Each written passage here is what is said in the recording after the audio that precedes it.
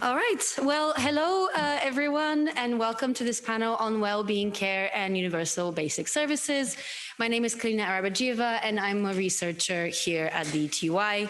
And I'd just like to start by saying a few words about the idea behind the panel on this particular topic. So the main point that some of the speakers in the opening plenary were making is that in a planet of finite resources, economic growth cannot continue to be the central policy goal of our societies. It is not only environmentally damaging, but it is also not really delivering the social benefits that it says that it does, such as greater equality and prosperity for all, and so on and so forth.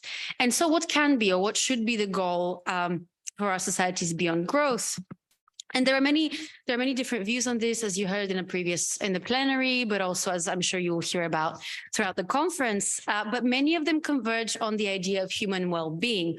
This was mentioned many times by all of the speakers in the last plenary, for example.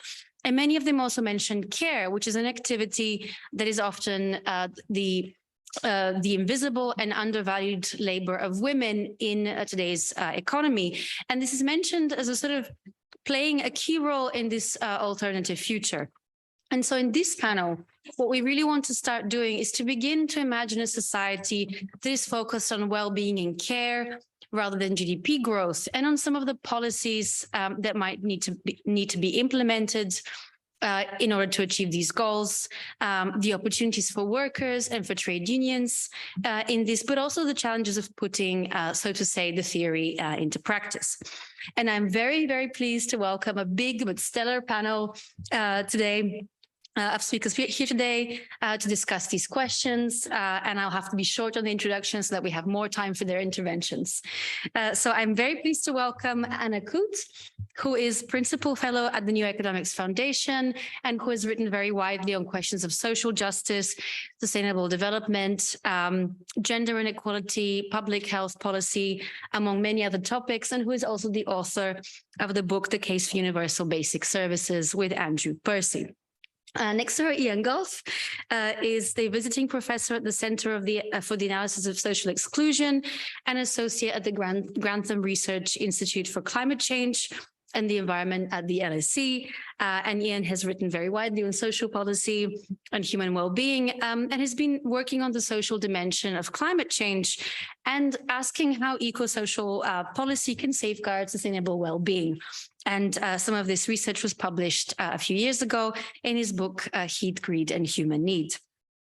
Andrea Feta, who is online. There. Hi, Andrea. Hello. Andrea is a transformation researcher and author using degrowth, commons, and critical ecofeminism as tools in her work. And among other things, she teaches at the College for Fine Arts in Braunschweig and is part of the association Konzeptwerk Neue, Ökonomie, and editor of the magazine Neue. And she's one of the co-authors of the book, The Future is Degrowth, A Guide to a World Beyond Capitalism with Matthias Schmelzer and Aaron Vasintyan, which was published in English earlier this year. And there on my right-hand side is Peter Nitsche-Whitfield, who used to be a trainee here at the ETUI until not so long ago. So I'm very happy to see him back here. Peter is active with Degrowth Vienna, which is a group bringing together activists and academics working on degrowth strategies, and was previously also involved in setting up the NGO German Zero. He recently completed his thesis on trade union strategies in post-growth Europe and has been working on a forthcoming ETUI and EPSU publication together with Penny on the Beyond Economic Growth, the role of trade unions in the transition to well-being. And Penny Clarke is the Deputy Secretary General of EPSU, the European Federation of Public Service Unions, and head of EU policy, trade and human resources there. And last but not least, here next to me, I'm really happy to welcome Riikka Pellikka, who is a senior specialist at the Ministry of Social Affairs and Health of Finland, and who has been involved in Finland's efforts to develop a well-being, an economy of well-being approach to decision-making. So a warm welcome to all of the speakers. Sort of on the format today is the following. I asked our speakers to answer some questions. So they've prepared some answers to these questions, and they will have a 15 minutes for some of them and 10 for others to answer these questions. And I will be relatively strict on the timing. So if this means you have 1 minute left, and this means you're done. Or rapid, kind of, but I'll try not to be too draconian, like I said. Right, and I think maybe what we'll do to make the discussion a bit more dynamic is that I'll try and take 1 or 2 questions after each presentation, and then have sort of time for questions at the end, so that we can keep it a bit more. I was going to say informal, sitting in the middle of this big auditorium. It feels quite formal, but feel free to ask questions. Right, so my first question was to Ian and Anna, and that was, what could a society and an economy focus on well-being within environmental limits rather than economic growth look like? And what policies are necessary to make it a reality? Thanks. You want me to start? Yeah, you start. This, don't I? Thanks, Kalina, for that. So we've been allocated 15 minutes between us. Is that right? Okay. So 7.5 minutes. It's great that you're having this conference now, and I like the goal to build bridges between the trade union movement and the post-growth community to situate a just transition narrative within it. I think that's absolutely right. We must never allow decarbonisation to trump concerns with justice and equality, a point I think which Jason made earlier on. I was at the last conference, I think 4 years ago, with Kate Raworth and others, after that I wrote a publication for the ETUI called The Two Scenarios, and 2 scenarios for sustainable welfare. And I suppose I was trying to have it both ways there. I said the first scenario is the Green Deal, basically, is summarised massively. The Green Deal plus a social guarantee or a social floor. And the second one was an economy of egalitarian sufficiency. So that raised the question of global distribution and of limits to growth. I still want to hold on to both. I don't want us to ditch in discussing this new topic now, the idea of Green Deal and the social guarantee that accompanies it is absolutely crucial. But it won't be anywhere near enough to keep global heating within safe bounds. And so, as has been explained by the previous speakers. So I want to spend time now on the second scenario here, an economy of egalitarian sufficiency. And there's much overlap here with what particularly Jason said earlier on and some other speakers. But I want to have more emphasis on, I think, distribution and inequality. And I have, I think, a distinct way of getting at that through the sectoral distribution of production and consumption. So I'm not looking, I'm obviously interested in the distribution of income and wealth, but I also want to look at the distribution of consumption and production. So I propose an economy of sufficiency is one which lies between a floor and a ceiling. The ceiling is planetary boundaries. The floor is a return to the older tradition within the socialist and trade union movement of common universal human needs. We need to get back to that. And what we have to do now is to rethink some of the satisfiers of those needs. I won't say any more, but I've written at length on human needs and satisfiers. So the key is the essential economy. This is the floor. And it builds on the notion of human needs, especially of material human needs, housing, food, transport, all the rest of it, though that does not ignore immaterial human needs. It also builds on the notion of a foundational economy, which a large group of people across Europe have been developing, and I think is a very useful one, the foundational economy.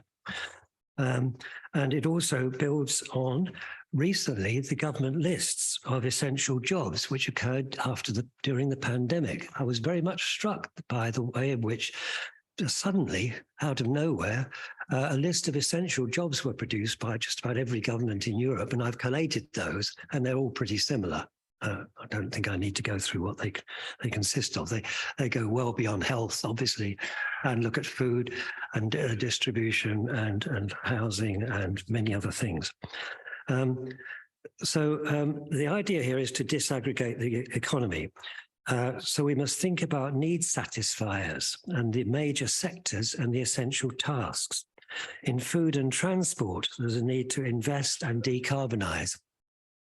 In essential retail and finance, there's a need to reduce the size and decarbonize. The services, on the other hand, health, education, care, can expand, but you've also got to watch the supply chains for those, because we're looking at whole sector, including inputs.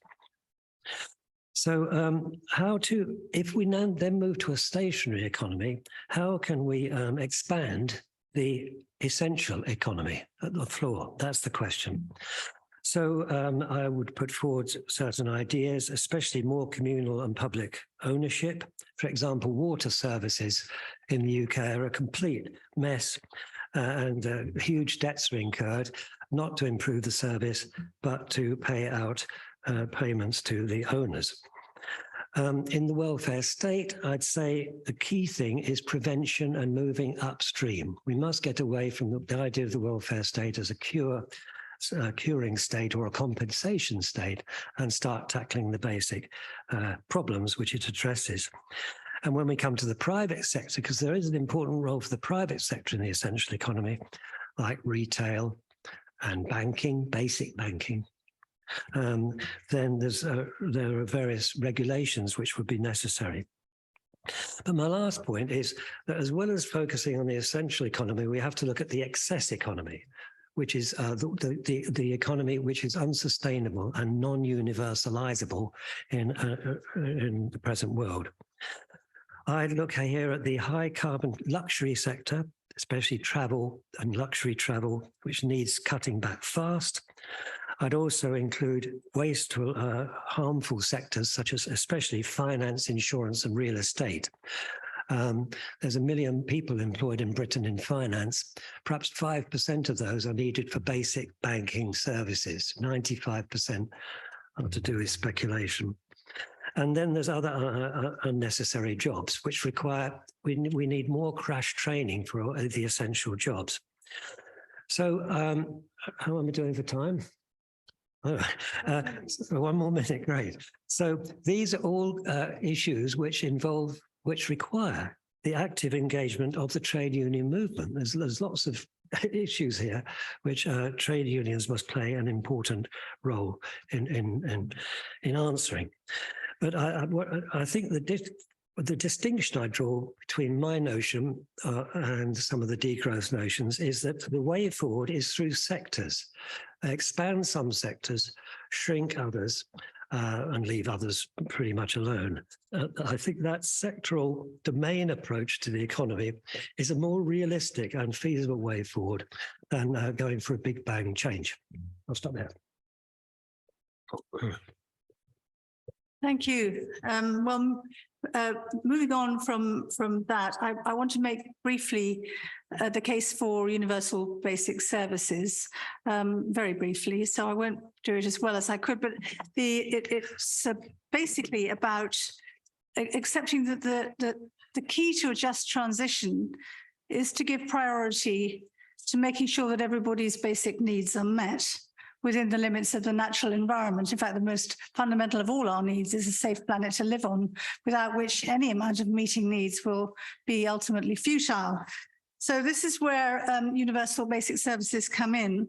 It's an important part of the jigsaw, if you like, of interventions. So some of the needs, and again, I'm not going to go into enumerating the needs because there isn't time, but some of our basic needs, like food, for example, we can meet them usually through individual market transactions. And so we need a sufficient income as well as universal services. But others like education, healthcare, childcare, and many others, we can't meet them ourselves without collective intervention. And right across the spectrum of all the needs that we have, you need some kind of collective intervention to make sure that they are universally available according to need, not ability to pay, and that they are of a sufficient quality. So that's what we need. We need public services backed by other collective measures, which would include taxation, investment, and regulation. Of course, this is exactly the opposite of what's happening now right across Europe. Services are being stripped down, cut back, even abolished usually in the name of shoring of settling national debts and shoring up financialized capitalist economies, and always with the heaviest burden falling on those who are already poor and powerless.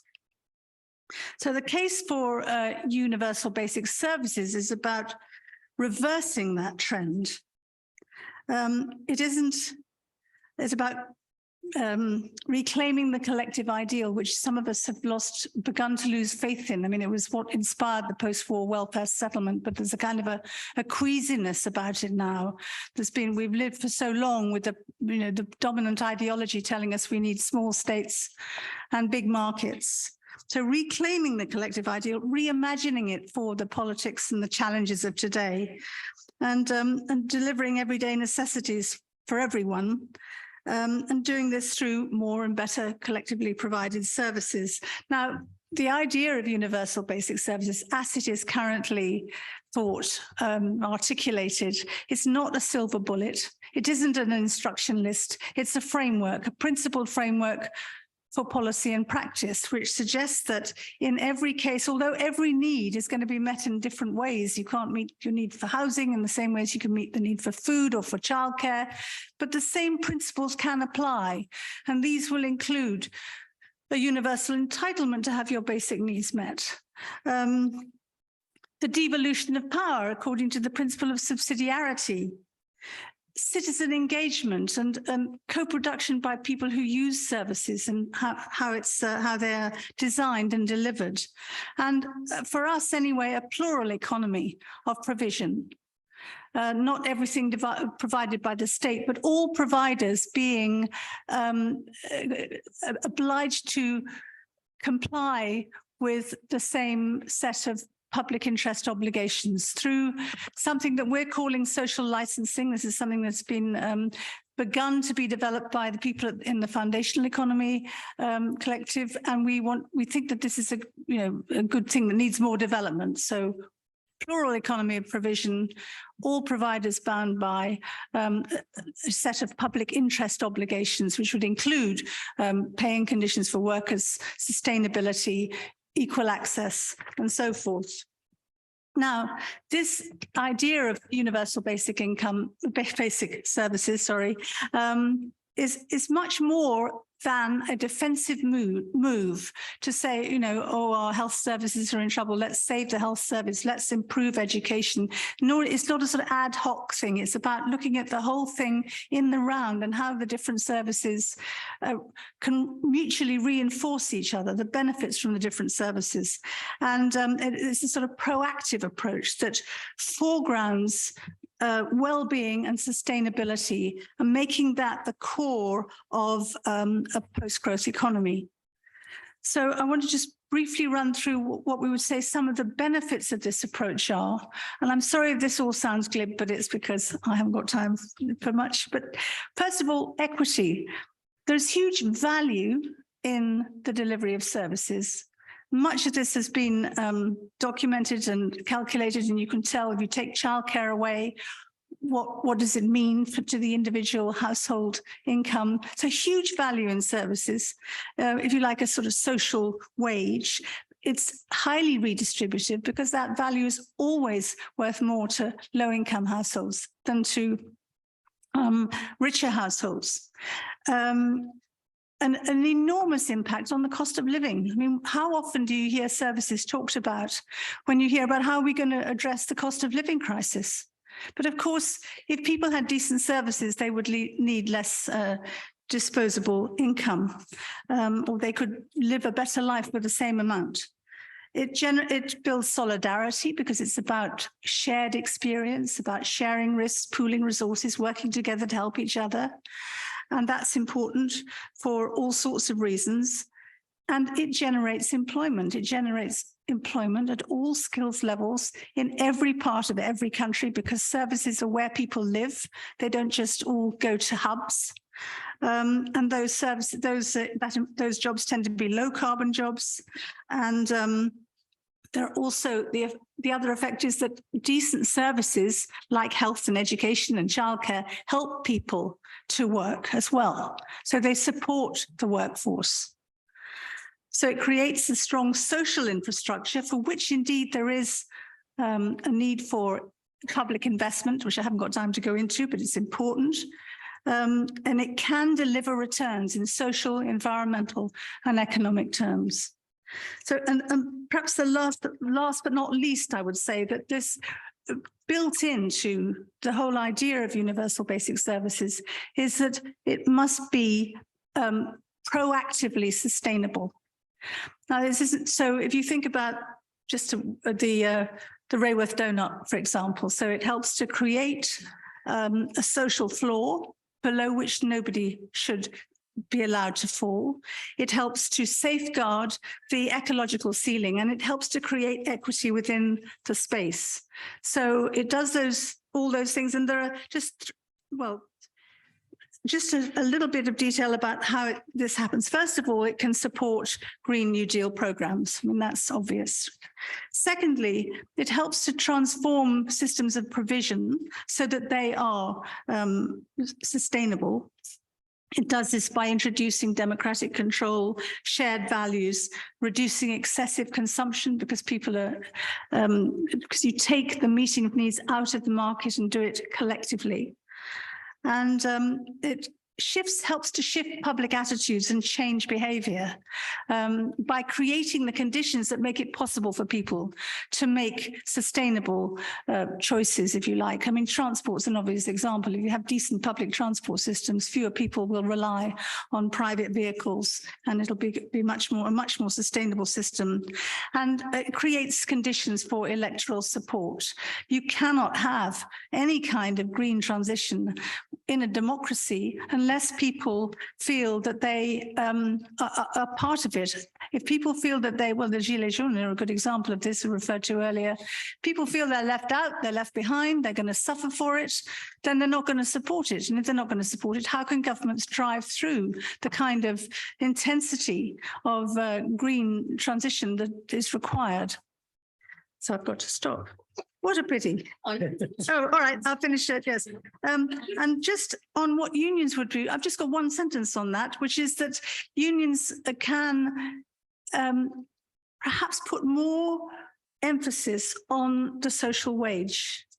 I mean, the trade unions invented the idea of the social wage, actually, but it's sort of got lost. So when unions are fighting for a better wages and conditions, I think it's essential that not only because it's so essential to the idea of a just transition, but also because it's what workers need, what working people need, that they need to be champions of this approach, ensuring that everyone's basic needs are met through collective measures that are there for everyone according to need, not ability to pay. Thank you.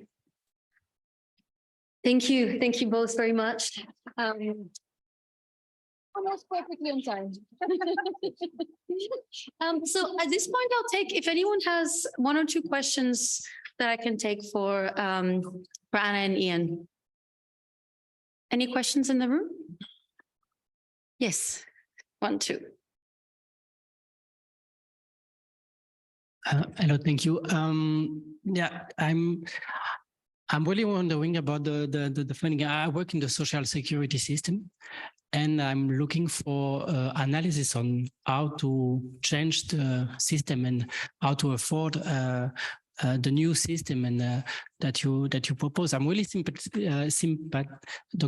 going to say that in French. Sorry. Je sympathise vraiment avec la cause. I'm really pro of degrowth or post-growth, but I don't see up to now concrete ways to fund this new system. And I would like to know where we are up to on the analysis, on the economic analysis, and not only on the new message. I know very well that, of course, this new system could create more well-being and less problems of health, but besides that, besides the general message, is there any specific concrete analysis of where we could go? So I'm just going to give an example.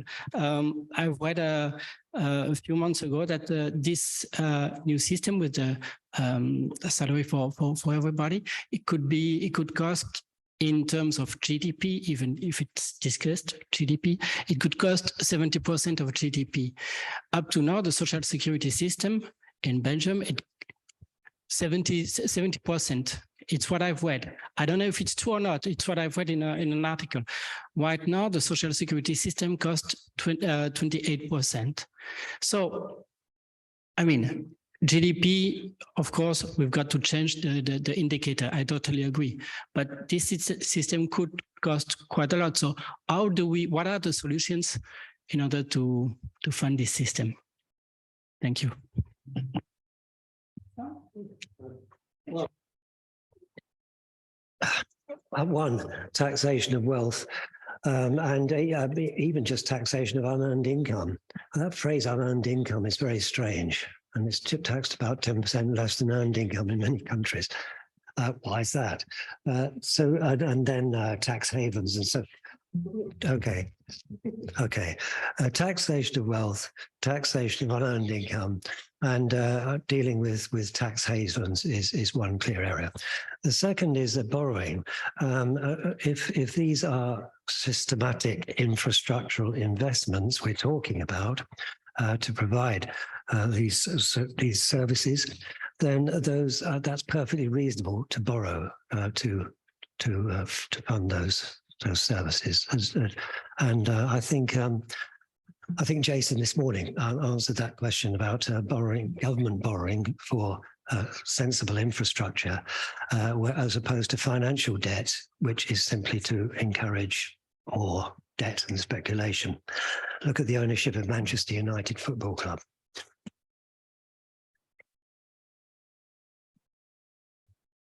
On the matter of cost, it is, of course, as long as a piece of string in a way, because how much it costs to have a system with more and better services that actually deliver people's needs will depend on how widespread it is, on the quality and on the speed of transition. What we always say about universal basic services is that it's a big idea, but it can start small and local, and you can build gradually over time, and it does then produce returns on investment, which are not always monetary, but can be as well. And I don't know where you got the figure of 70% from, but I've heard that much more in relation to universal basic income than to universal basic services. And I'm just wondering whether that's what you were referring to. That was the income, universal income. Yeah, well, I wasn't talking about what we say about in universal services is it's a much better kind of policy companion for fiscal and ideological reasons, with a guaranteed minimum income, which costs a great deal less than any kind of universal basic income. And I'm sorry if I misled anyone here, because I am not proposing universal basic income. I'm proposing universal basic services, which is a very different thing. So we say people need collective services and they need a decent living income, but not universal basic income, which if it was paid to everyone at a rate that people could live at, it probably would cost something in that region. I might just move to the next speaker, but we'll have time for more questions at the end. Yeah, if that's okay. Thank you.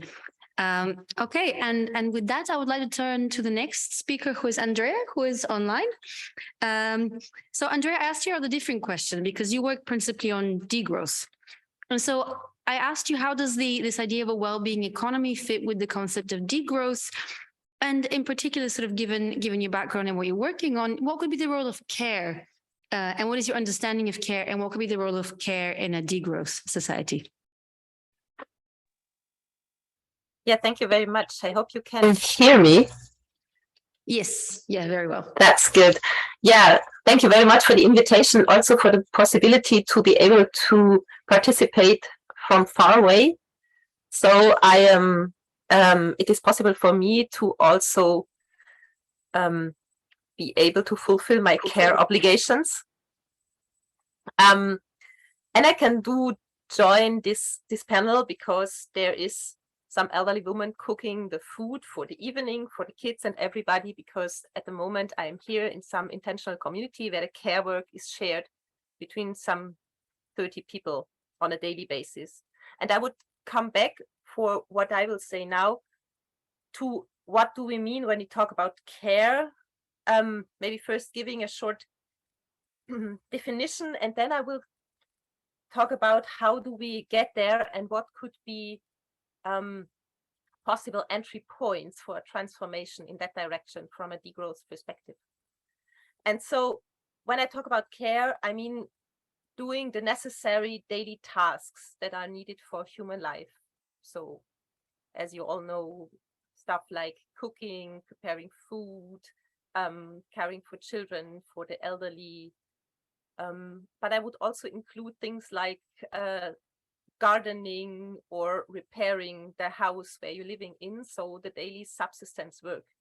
And these kind of care work is not possible to outsource it completely to some professional services, whether they are paid services, whether they are within some universal basic service framework, or whether they are privatized in a market system, because they are so constantly linked to human existence that they will inevitably arise in every life of human beings.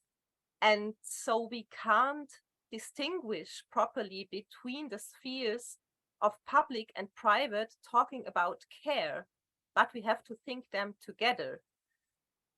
And so what would be a degrowth society? Basically, I would say, coming from a feminist point of view, a degrowth society would be a society centered around care, not around profit, not around markets, but around these necessary things that people do for each other to be able to live. And so this is rather abstract. How do we go there? And I would say the most promising path to start and also to enact such a care-centered degrowth economy are the commons. The commons in form of common organization of tasks in kind of self-organized units, but of course linked to public services, kind of, and I will come back how that looks like in practice. So what does mean a care-centered degrowth economy on a very tangible level? It would mean that there would be a lot of neighborhood care, for example, for elderly people, that they can stay in their homes as long as they want. There would be centers for learning for children and for old people where people can go to. There would be a lot of meeting points and community spaces in every district, in every street, in every village. There would be communal kitchens, maybe, where people can cook together and eat together if they want so. There would be a district organized healthcare system with some polyclinics where you can go to, really near to where people live. So it's about co-organizing care work and organizing together. And there is a big danger in stressing those solidarity neighborhood forms of care that some thinkers criticize for good reasons, and they say this could be a path to a community capitalism. Neoliberal structures exploiting even more the non-paid work of neighbors, often women, helping each other, for example, to not, it could basically be something to cut costs for the public system. And this is not what I mean when I talk about a care-centered degrowth economy. So what could be a good tool to avoid this trap of community capitalism? And I think a very good tool that comes from degrowth discussion even like 10 years ago is something that's called dotation inconditionnelle d'autonomie. And it's something very related to universal basic services. It's not, as said before, universal basic income paid in money, because it's not about giving more power to markets and money, but it's about organizing the services needed for the basic human needs of everybody together and making them accessible freely for every citizen.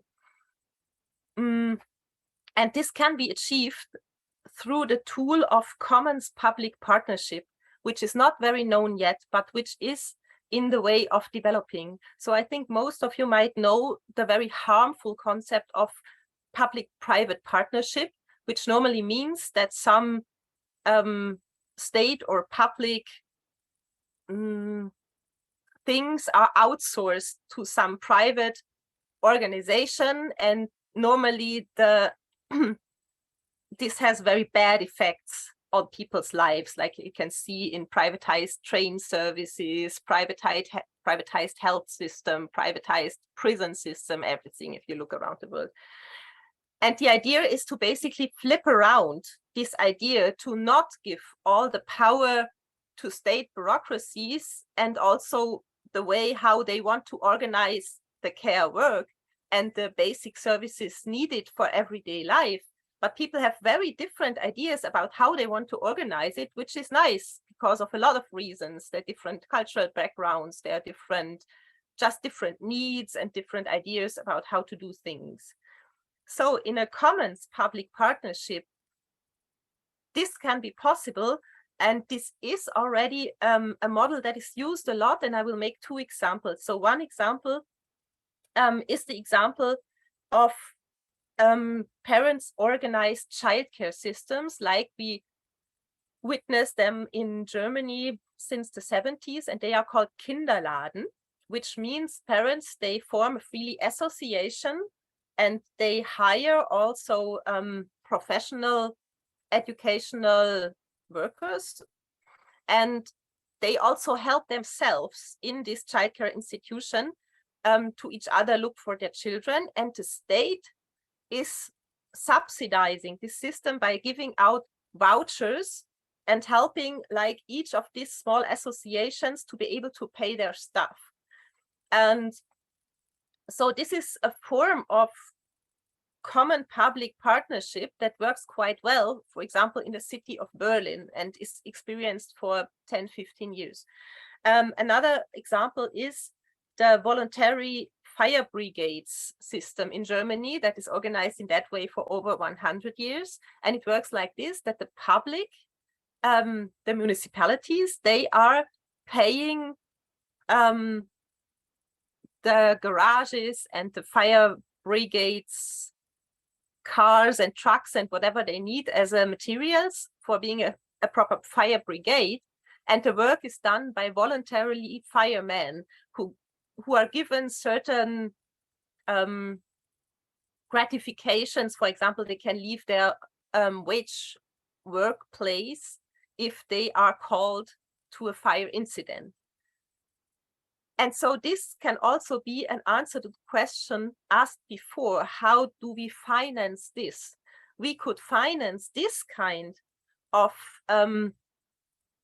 universal basic services, if you want, in a way that not all of this service is provided in the way of paid wage work, but a lot of it is organized around one or two people who are paid as wage in the form of wage work. For example, you have a youth worker, and around them you have a community of voluntary people organizing the youth work in a certain district. The same with work for elderly people. The same could be a district nurse together with a group of people who do voluntary work there to care for the basic healthcare needs of people. And this is something you can start right now. You don't have to wait for some Big Bang revolution or something. You can just start in your municipality. And there's a lot of examples of how people organize in a way like that. And what is the coming to my last point, what help can the trade unions be in that kind of transformation of society? I think trade unions can be of most help for this kind of transformation to a care-centered society in doing their core work. Like, what is the core of trade unions? As I understand it, you may correct me because you're the experts. But the core thing in being a trade union is to organize people and at the end to get more money for your wage work per hour. Or to get the same money and work less hours.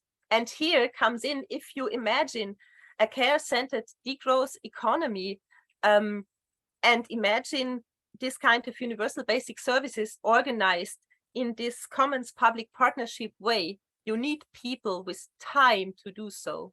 And so we need very urgently a reduction of working hours for the paid work. And to be able to demand this, of course, we need this for a lot of people, not in cutting costs, like not in getting then less money, but in getting the same money and working less. And I remember, I mean, not me personally, but from the history books, that there were campaigns of the trade union some decades ago about the 5 hours week. So in former times, people worked also on Saturdays, and there were a lot of campaigns to shut it down on 5 days, to have the 2 days weekend. And I think in the same way, we need now big campaigns for the 4 days week, so to be able to have a free Friday for commoning, for being able to organize our living together and sharing our care obligations, and being able to do the political and the practical work to start into a society that can provide a good life for everybody. Thank you. Thank you very much.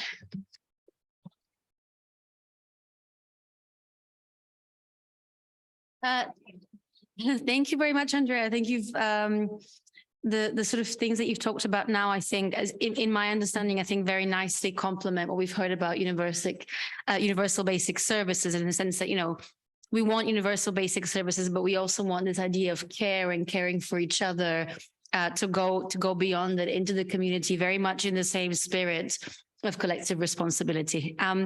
Is there maybe one question for Andrea at this point? Does anyone have a burning question? This also can also be someone from the speakers.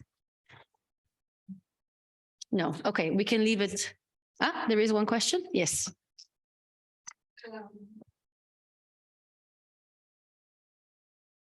Thank you. It is a kind of question for Andrea. What you said about, for example, that people can cook together. I think it is a cultural aspect. In Africa or in Latin America, this can happen. But in Germany, for example, I don't know, because individualism is getting stronger. This is my opinion. Thank you.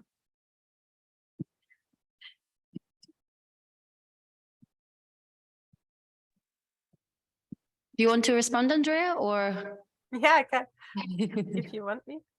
Actually, my experience living in Germany is different. So there's a lot of co-housing, co-living projects evolving right now, a lot of young families and also a lot of elderly people and people of all classes and all belongings who try to organize in different ways and start, for example, to cook together and to organize together. And in my view, there's a big longing for doing this, not for being forced to collectivize cooking, but for having more spaces to develop these kinds of togetherness. And I think you are very right that our society at the moment is not supporting these longings of people in a in multiple ways. This starts from architecture. If you look at architecture in the cities, so the houses are built in everybody is living in a small unit, and there is no central place in a house. So in a lot of houses, there live 50 or 60 or 70 people, but there is no common place where people could cook together, even if they wanted. And I think here it starts to create the opportunities for people to do so. And I don't think that there are cultural restraints that can hinder people in doing so. It's about also, of course, every transition is about also changing the ideas about what is possible and what not. Thank you very much, Andrea. I'll just swiftly move on to our next speakers, who are Peter and Penny.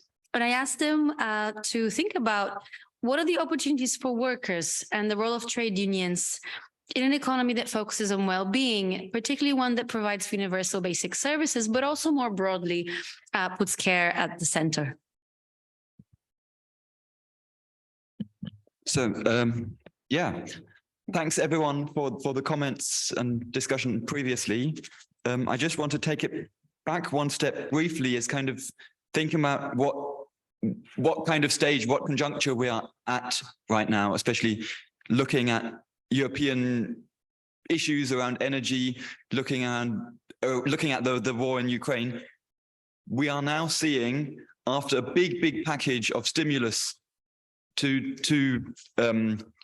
strengthen the economies, to keep them going over this period, we're now seeing governments all over Europe, and not just Europe, all over the world, saying, oh, now we need to go back to austerity. We need to rein back in our spending. We need to cut all these things. And we had recently, quite interestingly, for instance, in the UK, where governments, the main policy was growth.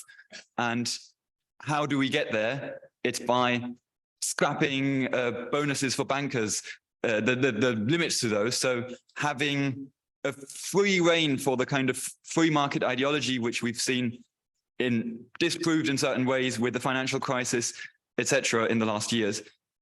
Going for a turbocharged version of that is the kind of path at the moment when we're trying to get to growth. And I'm quite happy to see various movements where trade unions play a key role, like Enough is Enough, kind of standing against that and challenging this move to renewed austerity, etc. Perhaps just one quick thing on foundational economy and what Andrea was saying earlier. I think it's really nice, the four spheres of the economy that the foundational economy puts forward. On one hand, there's the core, which is the care economy. And if we're looking at a transition to well-being, that should be the core. Whereas at the other end of that, at the moment, the focus is on the exchange economy. So it's on cars, laptops, etc. Whereas the focus and what really is there for well-being is the core. And then, of course, the foundational economy of what Ian said earlier, all those key infrastructures and public services. Now, I just want to make some brief points on the benefits for workers and trade unions to shift to a well-being economy, and in particularly one focused on providing universal basic services and improving care. So the first thing is that universal basic services, coming back to your point earlier, they are the best the best deal that workers will get. What George Monbiot calls it public luxury and private sufficiency. It's so much cheaper having a good public transport system than having an LA style 10 lanes of car traffic going in each direction with everyone stuck in a traffic jam. You've got the same with NHS in the UK uses something like roughly half of the amount of GDP, a proportion of GDP as in the US, but produces substantially better outcomes despite its major cuts, despite falling apart, sadly, due to the way it's going at the moment. You really get a really brilliant deal with public services, and pushing back on that, showing how public services can really provide for well-being, allow people to live flourishing lives because they provide these basic services that people need satisfied to do further kind of things building up on top of that. Then the next thing that universal basic services really address is inequality, because first of all, as you already said, there's support there because everyone benefits from them. So you build, if you're looking at the Scandinavian countries, you're building support for public services because everyone benefits from them.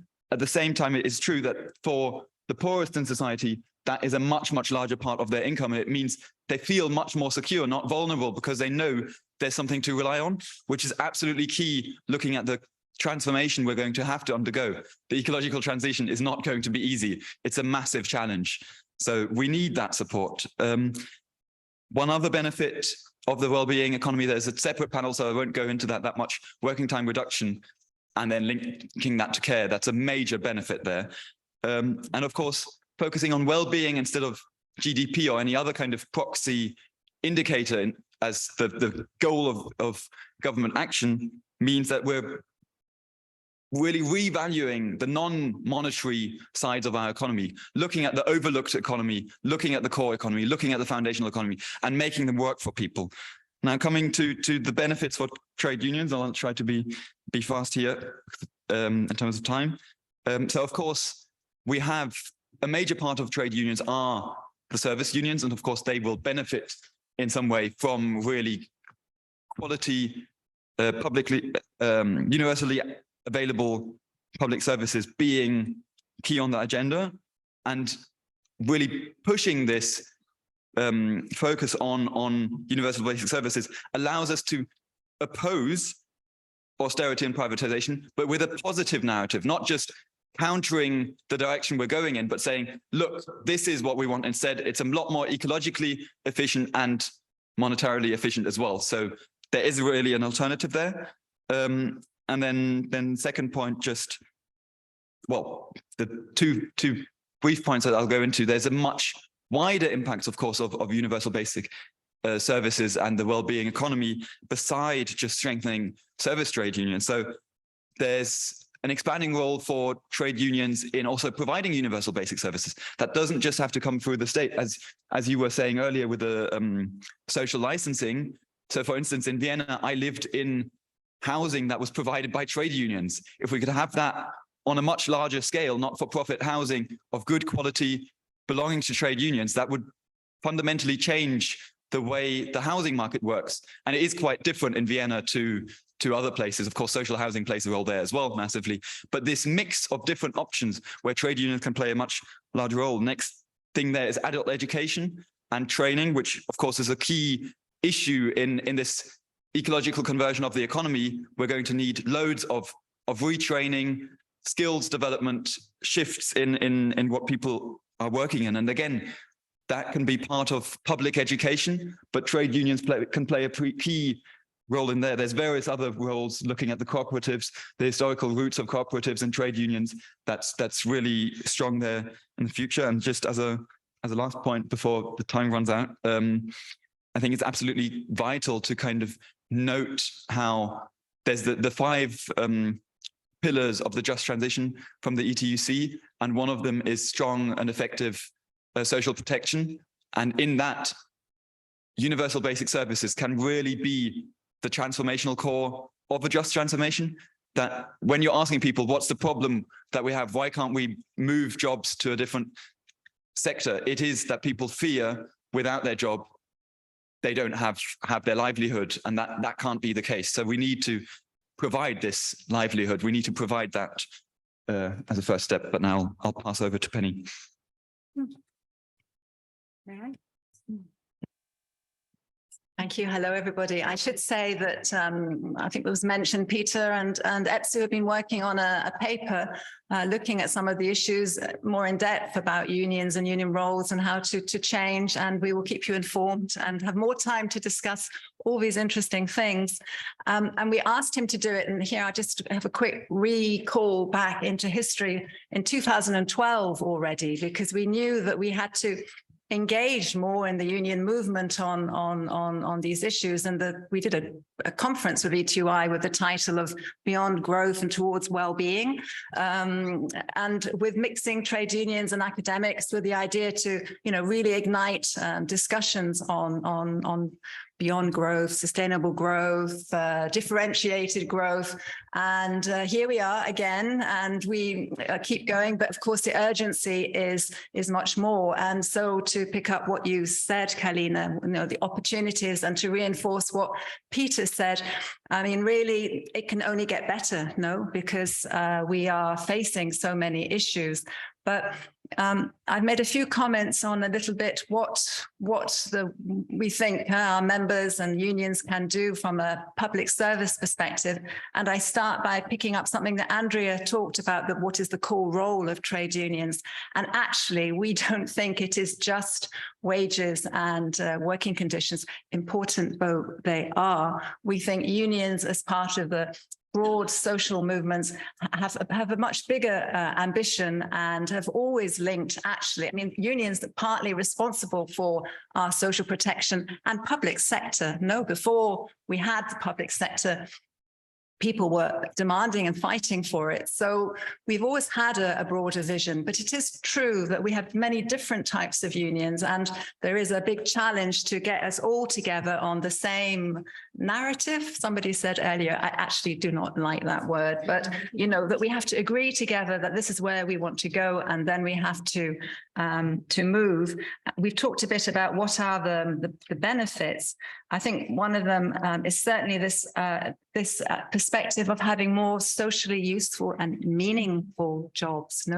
A lot of workers, a lot of young people I talk to, they want more meaning in purpose in life, and that's partly linked to perhaps what's been said about the care, which is not and should not be seen as a kind of labor economic reductionist perspective only. Reproduction, this is not, we don't want to commodify and commercialize this, do we? No. So, but it is linked, this search for meaning and purpose, and also the problems of daily work today for a lot of people, not only not being able to make ends meet because of, well, you all know, but also because of the stress and the burnout and the psychosocial risks, which are very much linked to our modern society and less common in history and less common in different cultures. Decent work. In EPSU, we have kind of argued always that this is not only about the pay and working conditions of the jobs, but also their purpose. And there, of course, all workers have rights and all workers need protection, but not all work is useful. Ian gave the example of some of the banking sector. Clearly, some activity is not so useful, and I think it's a very interesting proposal to take a more sector approach and to differentiate between exactly where do we want to increase, to decrease, to shift. And within that, we're talking also in the ETUC. Now they have their Congress coming up in May next year. But, perhaps it's a time to be a little bit more upfront on the question of differentials of wages between sectors, between occupations. Piketty, who came to one of the previous ETUI events, mentioned ratios of 1 in 5 or 1 in 10. I mean, clearly, this is a discussion, and for unions, shaping the labour market, shaping pay and working conditions. There are many things to be discussed, but we do see in some countries wage differences between sectors, between groups are much less than others. And sitting next to me, I have a good example, perhaps, in some of the Nordic countries. So, and elsewhere, Belgium, actually. So there is a lot to say about how do we reduce, the gaps anyway in income, not to mention the wealth, which I think Ian also mentioned, and Anna, the need to tax wealth, to address wealth as a problem, as a form of social exclusion, actually, and as a, something which is undermining our democracies and which is also causing this sort of takeover of corporate interests from our political decisions. So there's a lot to gain, I think, for workers and trade unions. There's a lot to gain by putting well, today we're talking about universal basic services. We would say quality public services. The name is not so important. If it's not profit maximization, it's obviously a good start. But we do have universal basic services or quality public services, education, health to a large extent, the roads, the buildings, a lot of the infrastructure, the social infrastructure, the physical infrastructure is public, and we have difficulty protecting it because there are, vested interests that want to extract resources from it. So we should not be, because there's so many misconceptions which have been partly created around what is the public sector and state, we should be careful also between us to have more open discussions on this. And the state is not necessarily a monolithic block, from sort of very vertical system. In many countries, we have very strong local government in Europe and very participative, forms of democratic organization of power. Right. So I wanted to end by saying, governments, respect, fulfill, protect. They have human rights obligations, and we mustn't let them off the hook, has been said. And within public services and within the public sector, we do have unions and we have employers and we have social dialogue at local level, at national level, European level. We need to make our voices heard on that. And part of that is trying to limit the voices of the people who are getting in the way. And to give just two examples, the due diligence council conclusion this week, where vast chunks of the finance and investors may be excluded, I think is an issue. There are a lot of governments lobbying for, narrowing the scope, and that's a shame when we want to put more responsibility on the companies that are actually causing the problems. No, so I think that's an issue. And then, of course, I end by just talking about health and social services. We're talking about the transition and shifting people into necessary sectors and maybe downsizing. But already in health and social care, we have very large staff shortages. And tomorrow we have a demonstration outside the council to make the case for more public investment, public spending, and public control of the healthcare systems, because these has been said by both speakers, a much more efficient track record in terms of outcomes and in terms of spending and footprints. And yet, we do not seem to be able to win the case. Every time we talk about public healthcare, somebody puts up the hand and say, it's all a bit of the same, whether it's public or whether it's private, doesn't matter, and of course it does matter. It does matter because the public has to control this. They really do. So I stop there. Thanks very much, Penny. And Peter.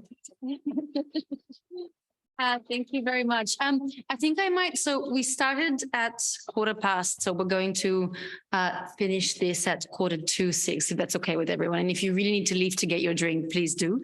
But if not, we have just under half an hour. And I think I'm going to jump straight to Riikka, actually, and then we have time, we will have time for some more questions. So since Penny mentioned the responsibility of government, there have been some really interesting developments in Finland, where when it comes to developing this sort of economy of well-being approach to policymaking. And so what has been the driver of these efforts? And can you tell us a bit more about the process of incorporating this approach into government decision-making, and some of the challenges and limitations, and maybe some of the practical results? Okay, thank you, Kalina. First, I'll tell you a little bit about the background, about the situation in Finland. For several years now, Finland has ranked internationally as the best country for promoting sustainability, and our level of happiness is related to well-being is among the highest in the world. That says, the Sustainable Development Indicators show that Finland still faces particular challenges related to social inequality, high consumption of natural resources, environmental load, and shortcomings in ecological sustainability. And this slide is just something to look at, so it will be there for a while. I'm sorry it's not very quite clear, but the pictures are nice, I hope. Until now, the well-being economy in Finland has been utilized in separate contexts, especially in this time of social realignment. Developing the well-being of citizens must be a key part of public decision-making. It is necessary to look more deeply at the relations between social, economic, and ecological development to be able to reach better balance and a higher level of policy coherence within these areas of development. This to be achieved, we need to ensure that our institutions are thinking broadly and the long-term impacts of decisions. We need to get better learning what works. We also need better data for identifying the causal relationships and interactions affecting well-being. In Finland, civil society actors launched the concept of well-being economy back to 2014. Finland's determined efforts to promote the well-being economy started in 2019 as part of Finland's presidency of the Council of the EU. The conclusions created a basis for further work on the concept in Europe, calling on the European Commission and the member states to integrate cross-sectoral economy of well-being perspective into all areas of the EU and the member state. The EU Council conclusions on the economy of well-being adopted during Finland's presidency stressed the importance of education, social security, gender equality, mental health, healthcare, and safe and healthy working conditions. Finland has since continued to promote to develop the well-being economy at international fora. Finland joined the Global Wellbeing Economic Governance Network 2020. Ministry of Social Affairs and Health convened the International High-Level Group on Economy of Wellbeing in 2024. Aim is to bring together strong and broad international expertise to develop well-being economy as a tool of policy making and action, and to encourage international cooperation. The international cooperation and concrete examples of implementation are extremely important for Finland as we are preparing our well-being economic approach. There are several action points about well-being economy in Sanna Marin's government program. The government's sustainability roadmap analyzed the effects of combining different dimensions of sustainability. This involved pilot studies on the monitoring and evaluation of policy coherence. The government's sustainability roadmap shows that Finland can analyze critically the challenges of sustainability and look for new approaches in sustainability thinking. Sustainability thinking in general has been promoted in several ministries and institutions under different names such as sustainability transition, green transition, well-being economy, sustainable development, and planetary health and well-being. The challenge is that the tools and institutions are sector-based. You can now change the slide, please. The high-level national steering group of the economy of well-being prepares the national action plan to integrate the economy of well-being approach into knowledge-based decision-making. Although the main aim in Finland of the fiscal economy is to ensure the well-being of the present and future generation, the tools are not adequate. Finland still lacks fixed national tools for well-being economy to set, monitor, and integrate well-being economy-based goals into key governance mechanisms and decision-making processes. The central strategic target of the well-being economy is to get the components of the well-being into simultaneous monitoring. In the action plan for the well-being economy, there are 4 different recommendations to promote the well-being economy in Finland. First is to develop government's models of the well-being economy as part of the present models. In this work, we will set the framework and indications for social sustainability.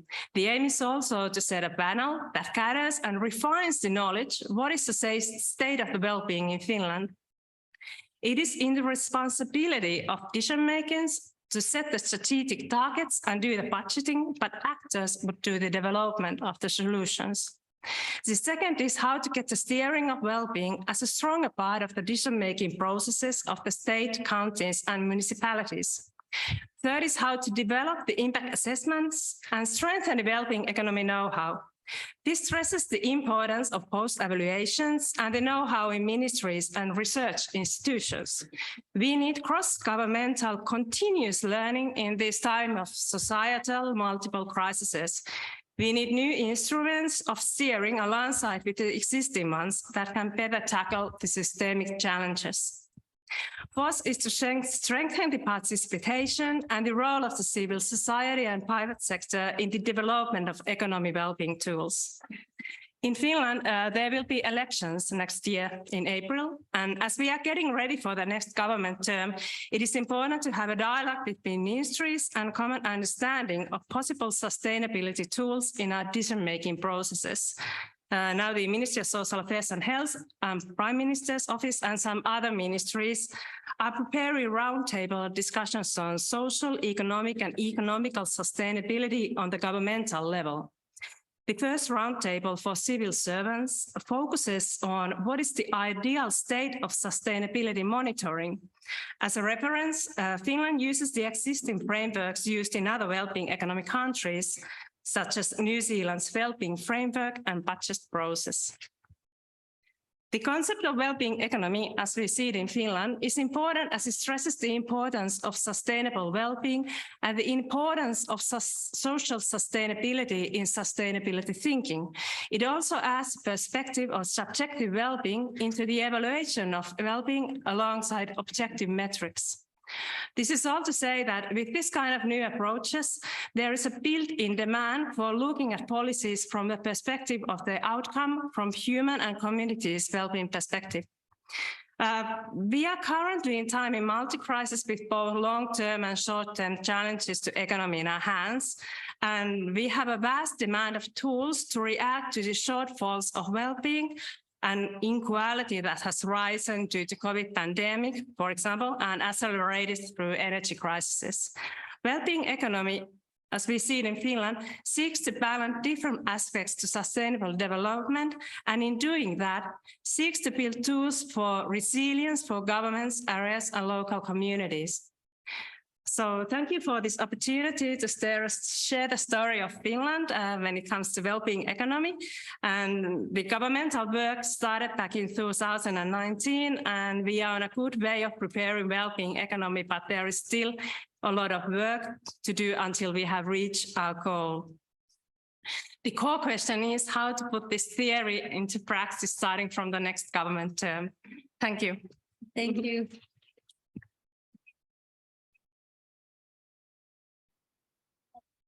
Thank you. Thank you very much for all the speakers. And I think now it's time for questions for the next sort of 15 to 20 minutes. I will ask one question from the chat because it popped up twice and I think it's really interesting first, and then I'll take a few more from the room. And that is, how can we help young people seek care as a low carbon career with deeper meaning? And can the sector be given more prestige and better pay through framing paid care work as environmentally beneficial? And I think it was also sort of referred to as how, basically, how can we, oh, no? Something, no? All right. Is it me or is it something else? Yes. Was it something more? Okay, no, fair enough. Yeah, and so can it be presented as a green job effectively? So that was the first question from the online audience. Yes, but there's a question there. Yes, thanks. My name is Julia Christian. I work for Fern. We're an NGO working on forest policy. Yeah, I think the question that was asked first for me still remains, which is where does the money come from? And I feel like there some alternatives to sort of salaried work have been proposed by Andrea, and I think they would work in certain circumstances. But many of the things that we need as a society, whether it's, renewable energy transition or massively insulating houses, that does require money. And Ian was asked this question, but I'm still feel a bit unsatisfied with the responses, because if we were to tax the wealthy, for example, I mean, in the world that we want, we won't have really wealthy people, right? I mean, the problem is that they are too rich. So if we tax them too much, then there will be no more more rich people. So then where do we get money in the future?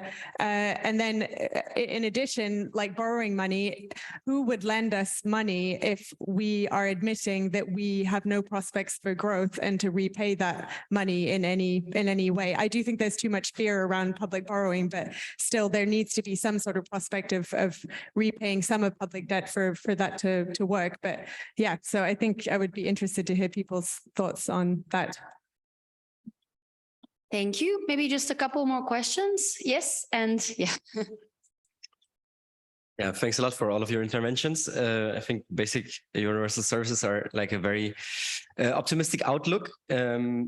But considering that in Berlin, for example, the struggle around deprivatizing one sector, the housing sector, met with such fierce resistance by politicians, despite having an overwhelmingly democratic vote in a referendum and an organizing effort that took years.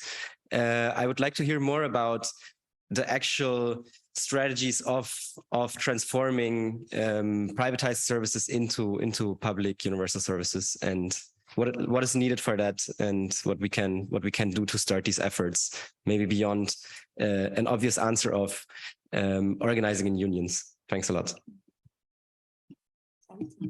So thanks to the presenters. And I think you really made the case for universal public services. And the question I have is, why don't we have them? What are the main blockers? What is stopping this from becoming universal? It could be in Europe for a start, but what are the main blockers? And yeah, one more, yeah. Okay, one more.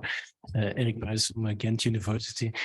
I was just wondering, in my experience and in discussions I've had in the past from unions, union representatives and so on, they are in general not so very enthusiastic about these kind of ideas. Perhaps about universal basic services, yes, but not about degrowth, not about, yeah, sufficiency and so on. So I would like to hear some more union voices, in fact, to react to these kind of proposals. But perhaps, I don't know, Mrs. Clarke, I don't know if I'm right, you're from the union background, but it would be, yeah, interesting to hear some more skeptical voices. No? Everyone seems quite enthusiastic, and I don't believe that. I think I'm going to say that's probably in part because the skeptical voices did not join us today, and they should have. But let's see. But I'm going to leave that one to Penny. And Penny, shall we start with you? Yeah, with great pleasure. No, yeah, the skeptical unions. I did say that, the union is a broad movement. And of course, we work internally and externally. There are one or two union colleagues I recognize in the audience, may chip in where they will. The idea of these type of activities, which we think are very important, is to work together with, academics. And I can give you more examples of how we do it. But I think the point being is we do not have to convince everybody. If, we need to get the right bit of the problem first. We are convinced that we need to change and we need to speed up. So we're trying to go into that direction. Skeptical voices, yes, but they have to be put in their place, if you like. It's not because we have skeptical voices that there isn't a need to change. And in EPSU, what we try to do is work in EPSU, but in the ETUC with the different federations, with ETUI, to build momentum. And we have, just to say briefly, a kind of two-pronged approach. We try to be very defensive. So on the question about how to take back services, we're also proactively trying to stop them being privatized in the first place. And then maybe to think about our ECI, European Citizens Initiative on the right to water, where we worked with a lot of people to actually stop EU liberalization of water. And then I come on to the EU liberalization of energy, which we were not able to stop. But the question about where does the money come from, the energy sector is having huge amounts of state aid poured into it. But, public money is not just going on public services. That's what I meant to say. It's going to all kinds of things. And we're very happy to have that discussion. And we're very aware that we cannot, you know, there is a need to have some, call it good housekeeping or whatever you want, but it is not correct to say that the money isn't out there. And there is extreme wealth accumulation, which actually needs to be tackled, not just because of the wealth itself. That was going to be my point. It is a problem for society that there are so many very wealthy people. And it's a bit like the FTT, which we're still fighting for, by the way, the financial transaction tax. It has its own merit in getting rid of that wealth or bringing it down, because then it democratizes societies more. But on the unions, yeah, we are there. And we need people in the unions to change the unions. It's a dialogue also with our members. The more people we can convince to join unions that are committed to our agenda and to this transition agenda, obviously the stronger we get together. So as I said too, I think a lot of young people, they want unions to go this way, and we just need to give it a good old push. Thank you. Do you want to add something, Peter? Yeah, why not? I seem to not be able to turn off the microphone, so I'll just, yeah. So just a very quick note about the not very enthusiastic about degrowth. Just generally, it's political discourse. Degrowth has not arrived and people do not know what it means. So yes, they are just generally going out to political parties, going to any kinds of institutions. Degrowth is not in the general discourse. So it's no wonder that it's also not in the trade union discourse. But these discussions about social ecological transformation, how do we do it? They are really being thought about in trade unions, because they are thinking about, for instance, just looking at the car industry, they are going to massively change. And trade unions know that producing a car with an electric engine is a completely different task to producing a car with a combustion engine. A lot of jobs shift, some disappear, and trade unions have been working on that because they know that they need to be engaged with it so that they can have their voice heard. So one of the big slogans of industrial is nothing about us without us. So I think that kind of message there is good to see that trade unions are engaging with these issues and that we can have a dialogue on these various issues around social ecological transformation. Perhaps just quickly about the well, like in Berlin, where the housing stock was sold off for pennies in comparison to what now it would cost getting it back. But actually in a lot of situations, such as public transport, there's quite easy ways of re-municipalizing or re-nationalizing or re-democratizing them in some way, is because there is this belief in the free market.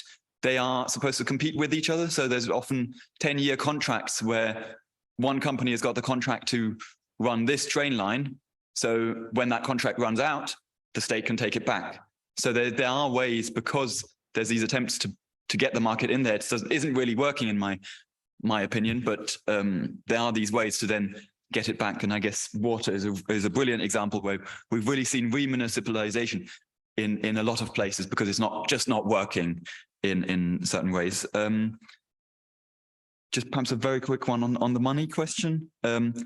Loads of these things pay for themselves. Éloi Laurent has a great paper with various co-authors on how these, like the health environment nexus, how these things go together and how you can get benefits from that, from investing, then therefore not needing growth. And there's a different paper also on a welfare state beyond growth, but I'll leave that there. Thanks a lot, Peter. And I'll pass the floor to the two of you. We had a lot of challenging questions for you. Let's have another go at this finance question for a start, and then a second question. I mean, I don't know where to start here.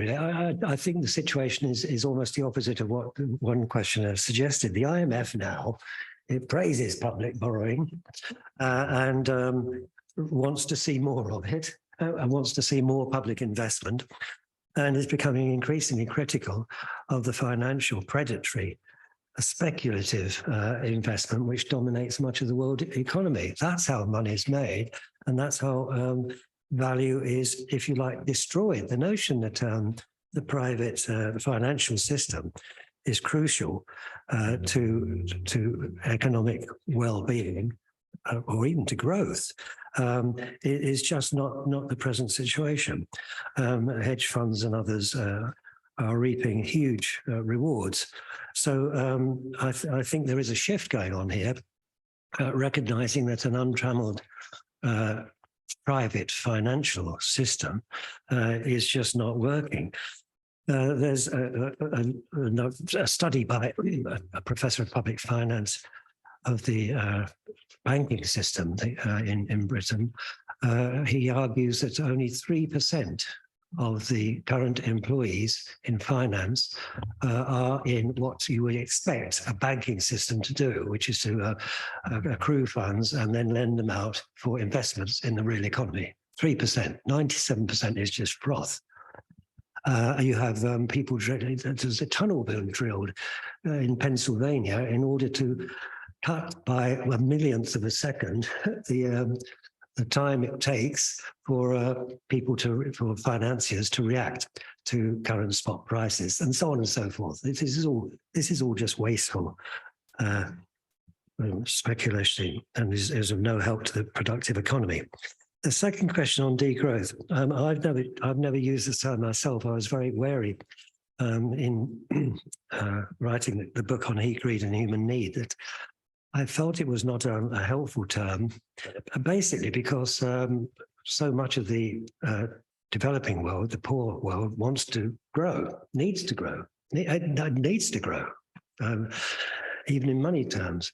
And so you really have to always say degrowth in the rich world, which is a longer phrase, but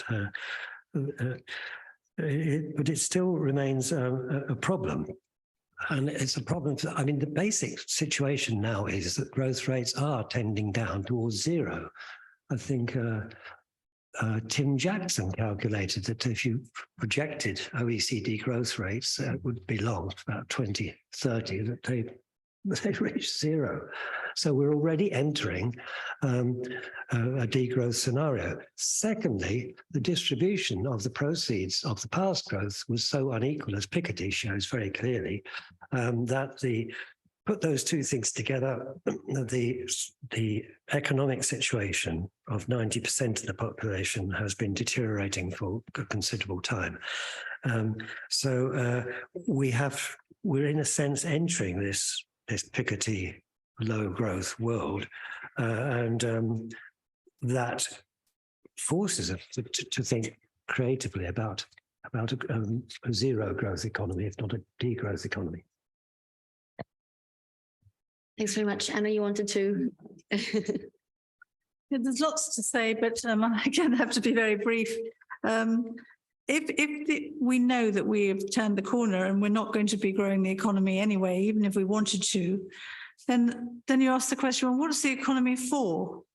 And suppose we just agreed that the economy, the primary purpose of an economy is to meet the needs of people who live in that economy. We live in societies with economies, not in economies with societies. And can anybody provide a decent answer to the question as why that should not be? I mean, there's a primary sort of ethical proposition there that this is really what the economy should be for, right? So that's a starting point to addressing the question of where the money is going to come from.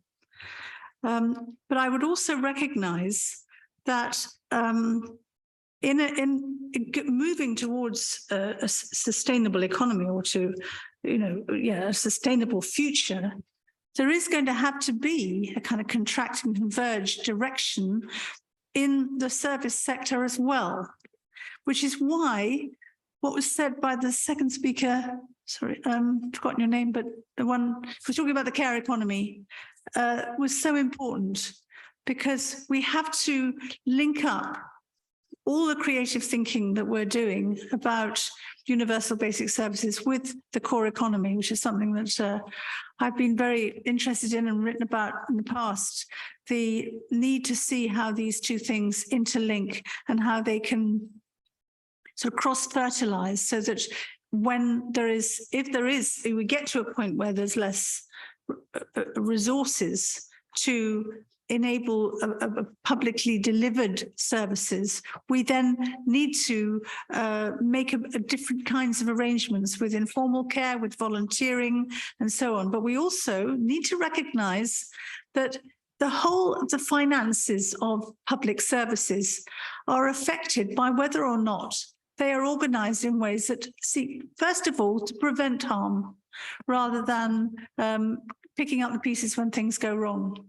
And if you look at the whole of the services in the round and care in the round, you can either decide to pour money into downstream curative services or to invest in services that enable people to stay well, to be well educated, to fulfill their potential, and so on, and to invest in services that are also crucially ecologically sustainable. So the prevention piece is really important. So it's important to understand and work with that cross section between the core economy and the public service economy, if you like. It's important to think about the role of unpaid labor and how it's best supported by collective action. I think that's really central, because I've seen so many, our government in the UK trying so many times to grow what they would call community.